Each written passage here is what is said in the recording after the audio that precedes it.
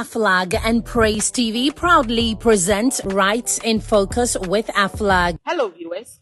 Across the world, conversations around maternal and paternal leave are shifting. Many people thinking that there should be an expansion of the maternal leave and also introduction of paternal leave to help ensure that both parents play a crucial role in the upbringing of their children, especially because World Health Organization thinks that parents should be able to breastfeed their children for 6 months. For this reason, people are actually advocating for maternal leave to be extended to 6 months, whilst paternal leave gets a month or two. The issue here is, will this expansion affect work? Will there be job security for women? Because as much as we want this, we also have to look at the fact that women empowerment and gender equality comes to play here. Now, in Ghana, we currently have 3 months maternity leave for women, and a few organizations have a week or two paternity leave for men.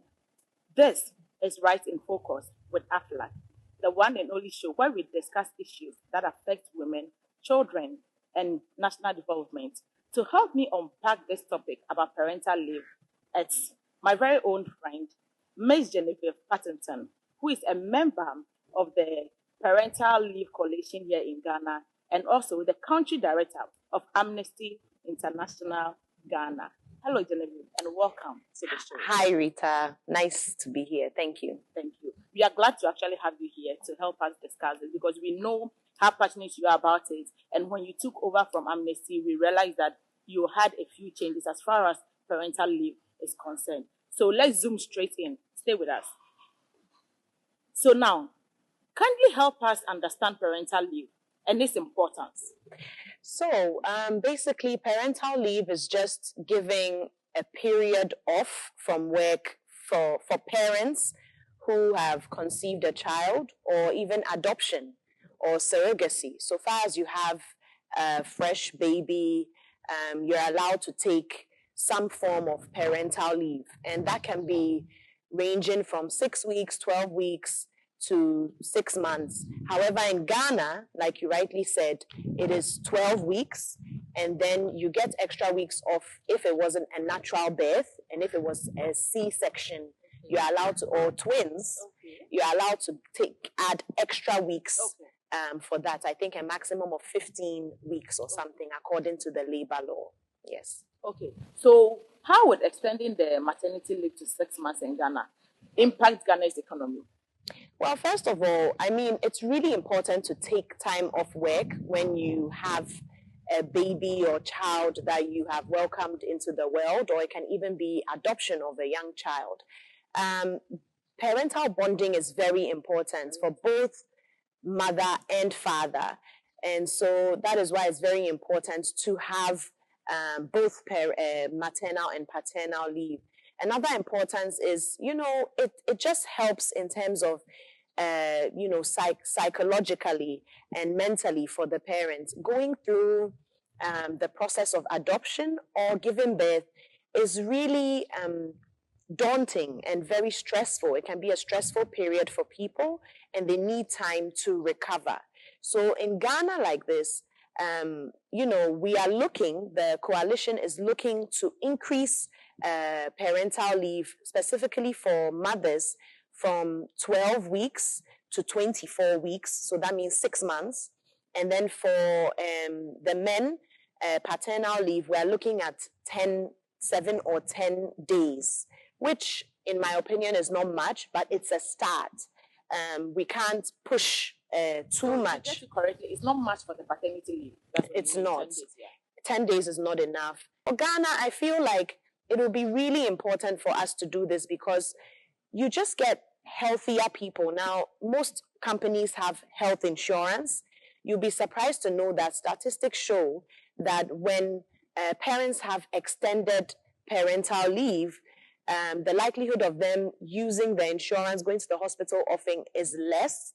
And there's also a lot of better, retention at work. Persons are less they are not absent, for example. They are more present at work, and they are mentally present as well, which is very important. Sometimes leaving your baby after 3 months, baby is still breastfeeding. Most creches in Ghana, you'll be surprised, do not take children who are 3 months old.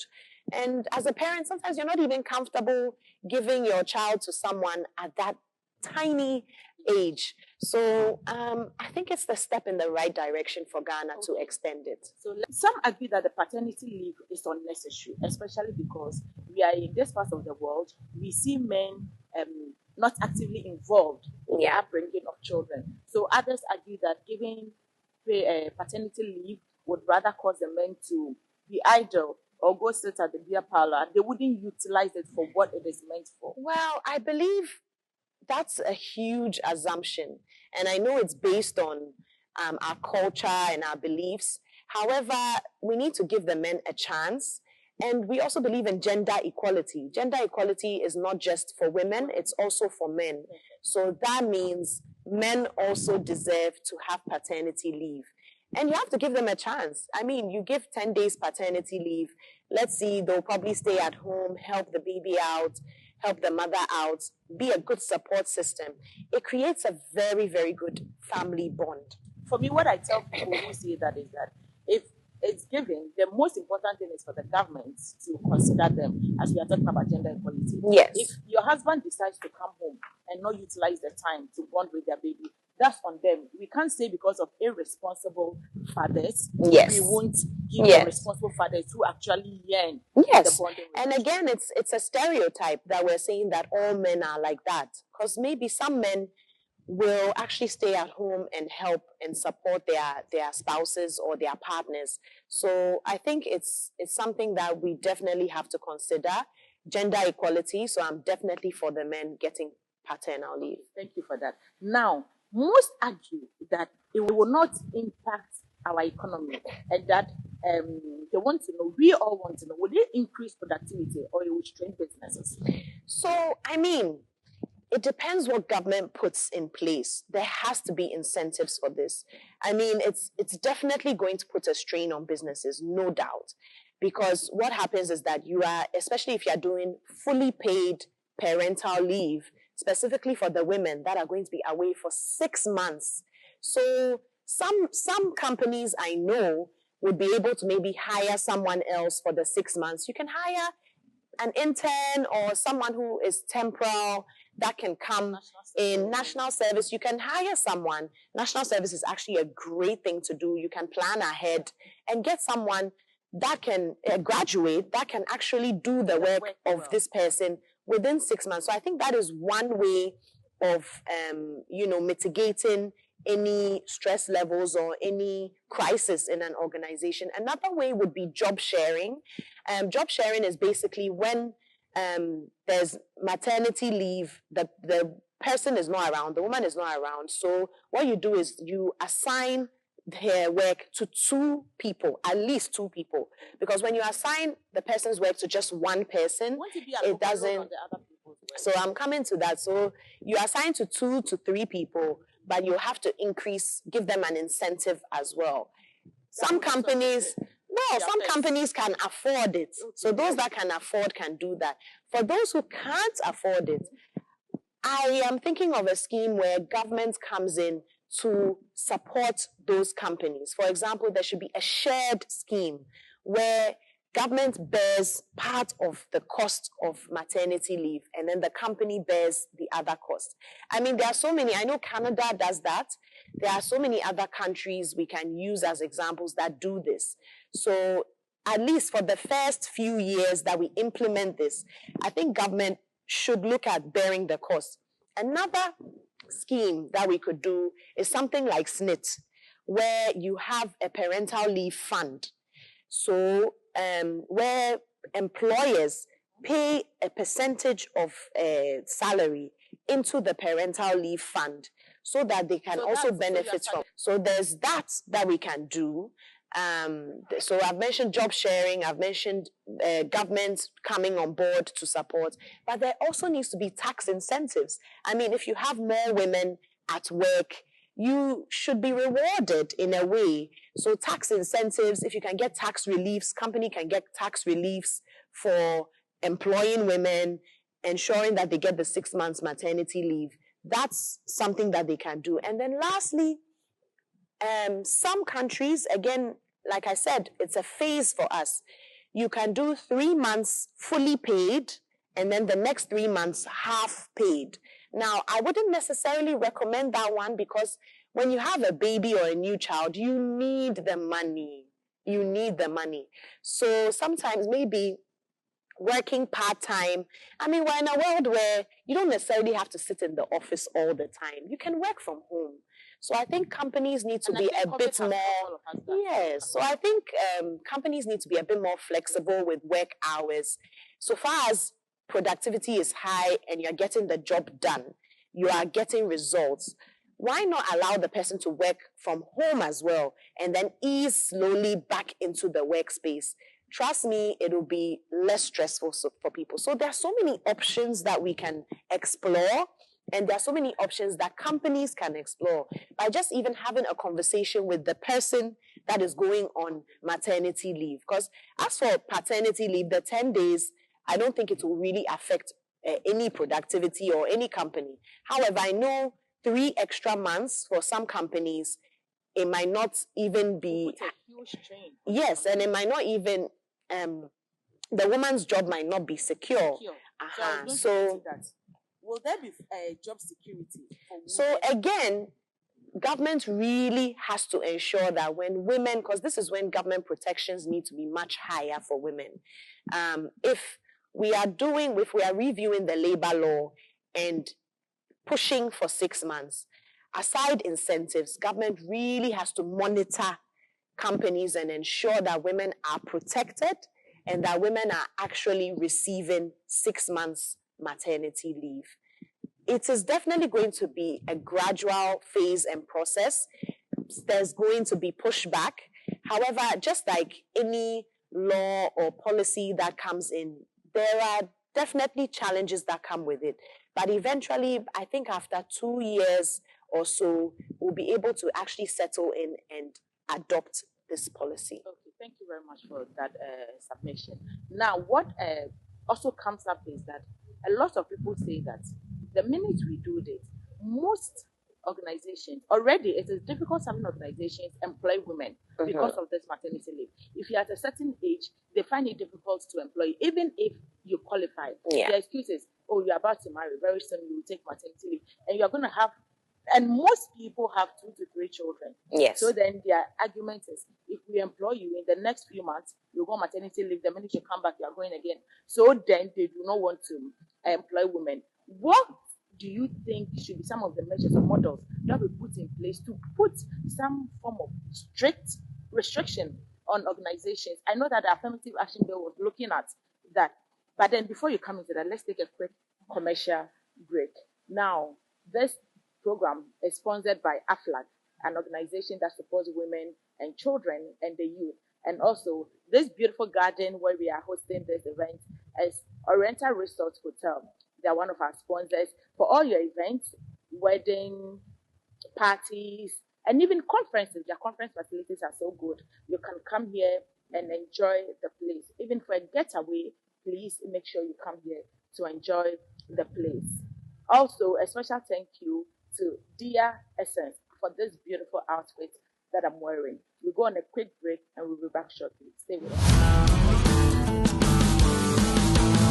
This show is brought to you by Aflag, Praise TV, and Oriental Resort Hotel.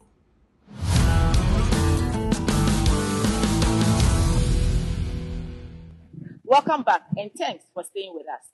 So before we went on a break, I was asking, don't you think it would even worsen the current situation we have where employers refuse to employ women because they feel women of marriage age usually marry and then they go to give birth and it affects the job?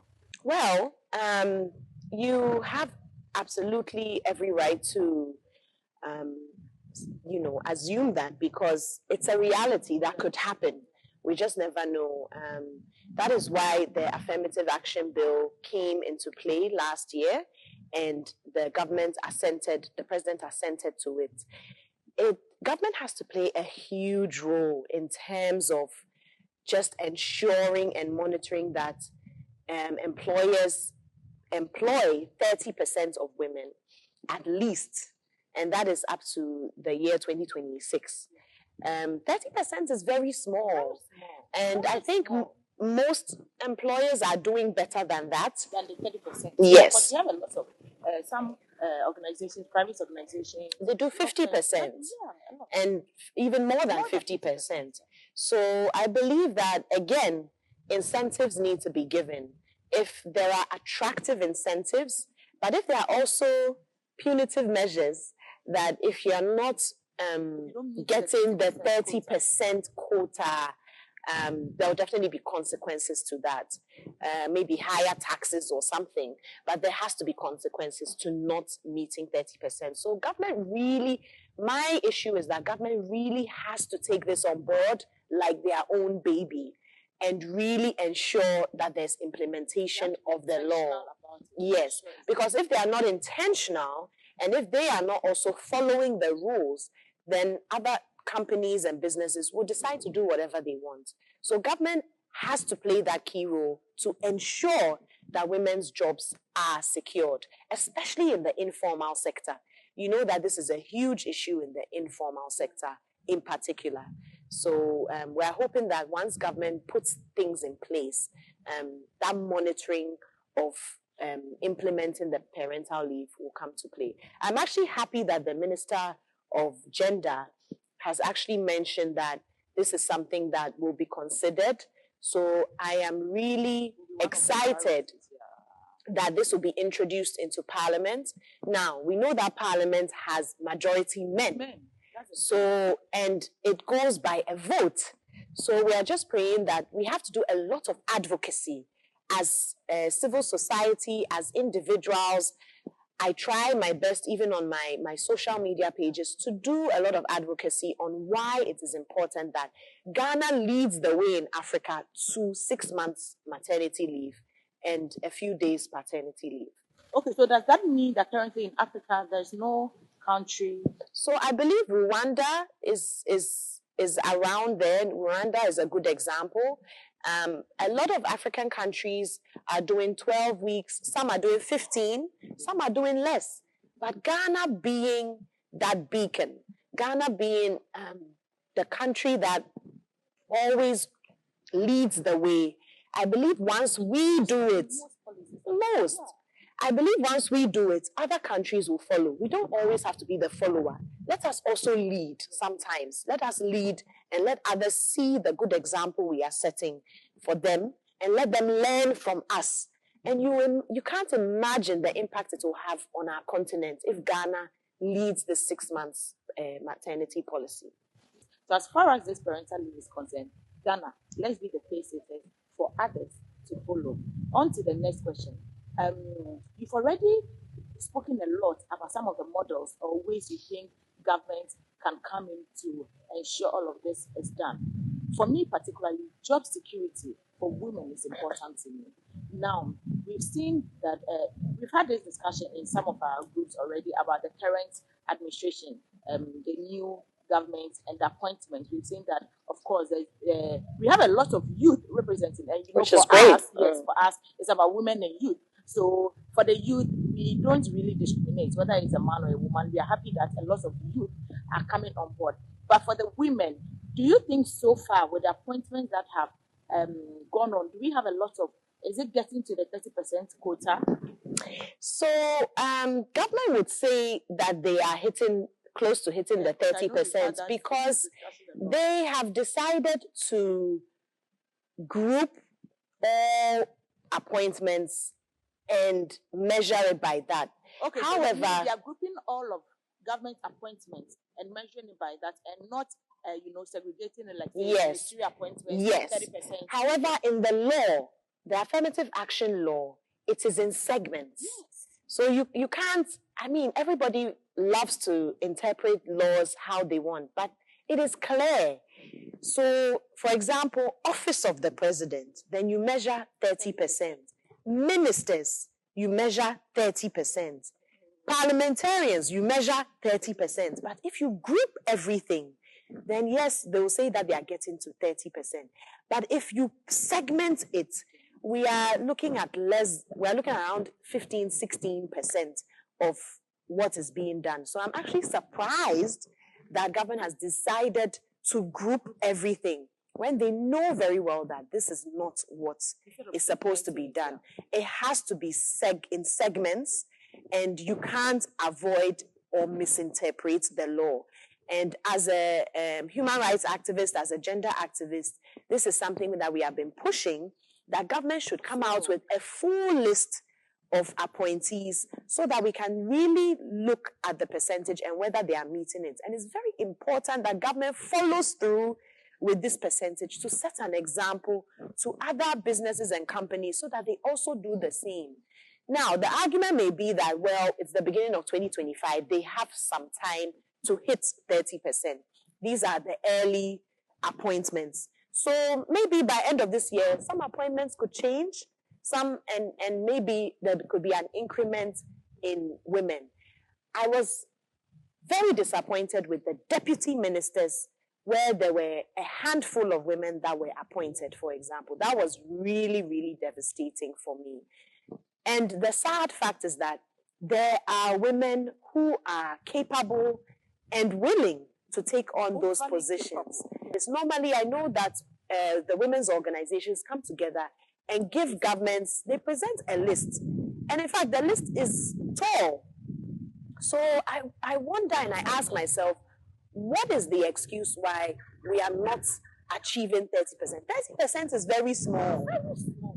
If you take 10, you are talking about 3 women out of 10. And that is small. It's small. But you see, the good thing with the reason why some of us have confidence in this current administration is that, of course, this is the administration that has, for the first time, given us a female vice president. So that is something to brag about, and that is something that we can, rely on to say that, that's one position. I know that's one position. It's one position. I get it. But what, like I said, we are just believing that if amongst all the, caliber of men that could have been vice president, he decided to choose a running mate, a female running mate. And we had a lot of women playing huge roles, like Honorable Joyce Power, who was also there playing a huge role. We had a lot of the women playing a huge role during the campaign and even in their work. So I want to believe that we don't know what is happening over there, but we are confident that, as you rightly said, maybe before the year ends, there'll be some changes and we see. Because the truth is, we need the government to set an example. Absolutely. Because if the government, we are calling on the government to be stern and ensure that these measures are implemented in the offices. Yes. We would need the government to be the one to do that so that the private organizations can follow. So, like I said, there's time. So I'm praying that there'll be more women appointed. There'll be more women in decision-making roles. That thing of appointing a man, a minister, and appointing a woman, a deputy, is not something I subscribe to. So, yes, topic for another day. Especially when there are some deputies who are women who qualify 100% to be ministers. So those are some of the nuances that we have to deal with, and we're not very happy so far with how things are going. Now, before we draw the curtains to an end, when you became the country director of Amnesty International, was the parental leave for women, was it already 6 months or it was 3 months? So it was 3 months, and I believe the paternal leave was 7 days. Okay. So we had a discussion with our board, and we increased it to 6 months. How did you get your board to do this? Because we have a lot of female leaders, female bosses, like yourself, who haven't done this. They are waiting for government policies. But this, what Genevieve did at Amnesty is a clear example that we don't have to always wait for the government to do this. We don't. can take it up and do it ourselves. So how did you get the board to agree to that? I mean, the board is a very progressive board, and I believe that is the word. We need boards that are progressive. Yes, and I believe that they were already on board for increasing maternity leave. And funny enough, the employees at Amnesty, majority are women. Okay. So you would think that maybe there'll be pushback on it, but there was zero pushback. Great. And it was a step in the right direction, because we can't be part of a coalition of parental leave and not have a 6 months maternity leave policy. Thank you so much. Give us your last words. What do you think? I know you've said a lot. You've given the models, the strategies, and everything that we can adopt as a country to ensure that this is done. And also the fact that it can't affect us. Can you just give us a few words, closing remarks on? So, I mean, you rightly said, why are we waiting on government to implement such an important policy? If we can, why don't we change our policies now? It's in the labor law, it states minimum 12 weeks. Yeah. So why don't you increase it? Start increasing it. If you like, increase it gradually. Yeah. You can do 16 weeks.